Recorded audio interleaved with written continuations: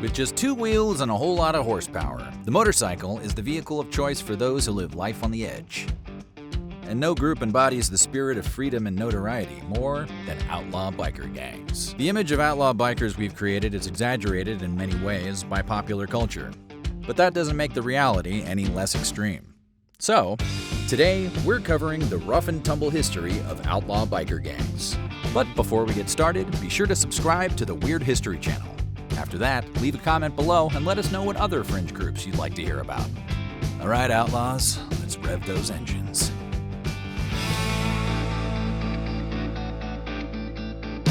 In the United States, groups of motorcyclists began getting together to ride and race as early as 1901. Just 2 years later, legitimate motorcycle clubs formed, such as the Yonkers Motorcycle Club.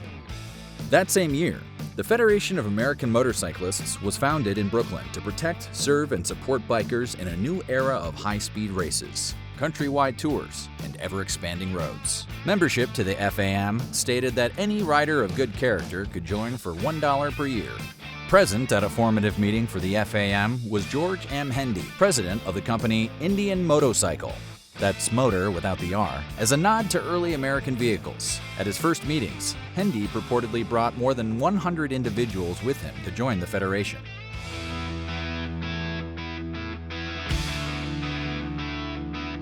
As the FAM grew to 8,000 bikers over the next few years, that pesky thing called World War I broke out in 1917. Putting the Federation out of business within 2 years. This gap, left by their dissolution, was filled by new motorcycle industries.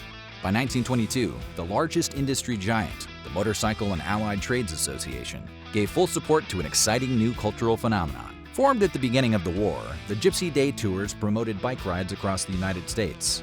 Motorcycles from all over ventured out from their respective cities and towns for easygoing rides throughout America. Just 2 years after supporting the Gypsy Day Tours, the Motorcycle and Allied Trades Association had so many members that an offshoot organization took shape.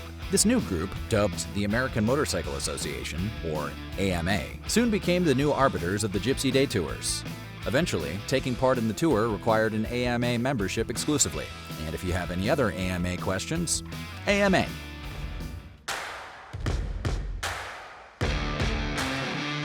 Throughout the 1920s, the leading motorcycle companies in the U.S. were George Hendy's Indian, Excelsior Henderson, and a little company called Harley-Davidson.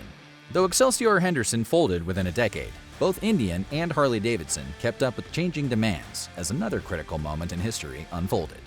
When World War II erupted, the Indian Motorcycle Company designed and built a new bike for the United States Army, supplying the Allies with $24 million in parts and motorcycles. Though their war efforts were valiant, it was Harley-Davidson who produced the main ride of U.S. Army bikers. Dubbed the Liberator, the Harley motorcycle was produced according to Army specifications, like saddlebags, leg shields, and safety bars. Harley-Davidson also supplied other allies with motorcycles, including Russia, China, and France. The impact of Harley-Davidson motorcycles on American culture after World War II was broad. Those who served and began returning home to the U.S. soon bought their own bikes. Already familiar with their former war machines, veterans chose Harley, and before long, Indian Motorcycle Company was out of the game. In addition to riding and working on motorcycles during World War II, many veterans found camaraderie comparable to that of military units with fellow bikers. The end of the war meant hundreds of thousands of men in structured jobs and with family obligations. A new way of life in stark contrast to the independence and excitement they had overseas. The experiences of war often left veterans feeling isolated and restless in their new surroundings, making a motorcycle an option to escape. Many motorcyclists in the United States during the late 1940s and early 1950s took part in the newly revived Gypsy Tours and other activities organized by the AMA. But not all riders were willing to follow orders, not after what they had been through overseas. And this is where things took a sharp turn. In July of 1947, motorcyclists from across the states descended on Hollister, California. The town was generally a biker-friendly location, but one that was unprepared for the thousands who showed up that weekend. Though a handful of local police officers tried to keep things under control, early bar closings led to debauchery in the streets. On the scene, a reporter filed a paper describing what he saw. Wrecking of bars, bottle barrages into the streets from upper-story windows and roofs, and high-speed racing of motorcycles through the streets. Meanwhile, the local police chief called it just one hell of a mess. Maybe he should have been the reporter. After an image of a drunken Hollister rider appeared in Life magazine, the Hollister Riot, as it came to be known, tarnished the image of motorcyclists across the U.S. As a response to these events, the AMA president said that 99% of the group's members were decent, law-abiding citizens, and that only 1% of motorcyclists were problematic. This phrase quickly evolved into the one-percenter moniker and essentially birthed modern outlaw bikers. Being a one-percenter meant operating outside of the perimeters of approved motorcyclist behavior. The Booze Fighters, an early outlaw motorcycle gang, were one of the first examples of the one-percenter lifestyle: drugs, violence, leather, and motorcycles. But these early one-percenter groups were just the tip of the iceberg.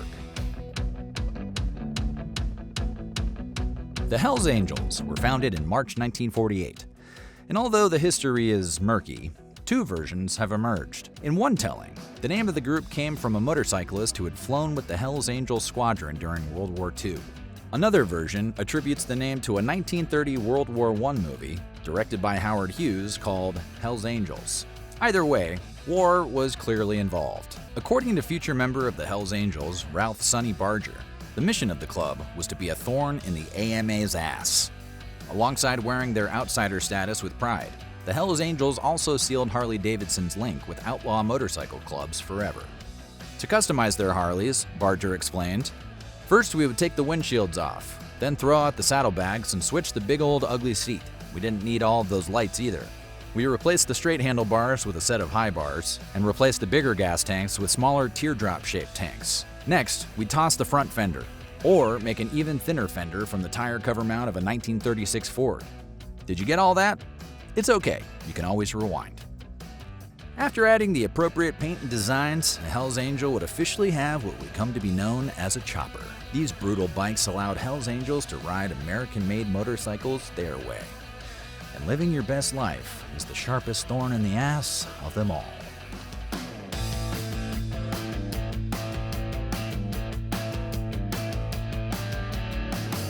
Alongside negative press, the image of the outlaw biker was shaped by the presentation of defiant motorcyclists in movies. Released in 1953, Laszlo Benedek's The Wild One was the first biker movie, based on a short story called Cyclists Raid. The story was a sensationalized account of the Hollister Riot. In the film, Marlon Brando plays the leader of a motorcycle gang who recklessly kills an elderly man. Though this never happened in reality, the mythic image of outlaw bikers stuck. Additional B-movies about bikers proliferated the marketplace, including 1957's Motorcycle Gang and 1958's Drag Strip Riot, spinning sordid tales of juvenile delinquency, violence, and alcohol abuse.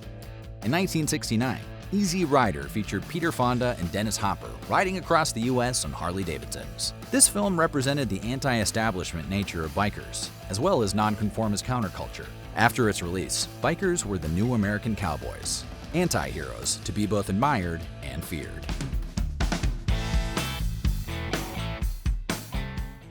After hundreds of Hells Angels arrived at a Labor Day celebration in Monterey, California in 1964, members of the Outlaw Motorcycle Club were accused of assaulting two women. The incident sparked an investigation into the Hells Angels, which revealed that 445 members had criminal records totaling 874 felonies. That's roughly 2 apiece, which are pretty good numbers for a gang. That report spurred Gonzo journalist Hunter S. Thompson to find out more about the Angels. Thompson famously embedded himself with the group for a year, until he was beaten by the gang following a dispute. Thompson recounted his experiences in his book, Hells Angels, A Strange and Terrible Saga, which offered rare insight into the harsh world of outlaw motorcycle clubs. Around this time, the Hells Angels were hired as security for the Altamont Speedway Free Festival of '69, the infamous rock concert put on by the Rolling Stones. The show quickly descended into chaos, as the event had been very poorly planned, and the Angels were being paid for their services in free beer. During the show, among other acts of violence, one Angel fatally stabbed an audience member following a scuffle. The notorious concert further solidified outlaw bikers as social outcasts in America.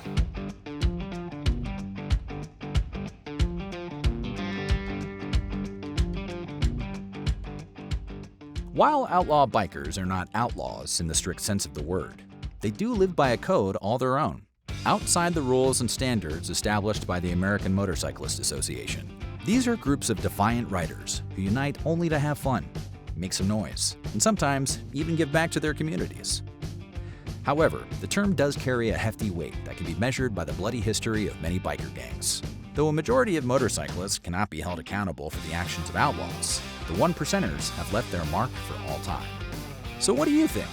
Are outlaw biker gangs dangerous criminals or spirited rebels with a bum rap? Let us know in the comments below, and while you're at it, check out these other videos from our weird history.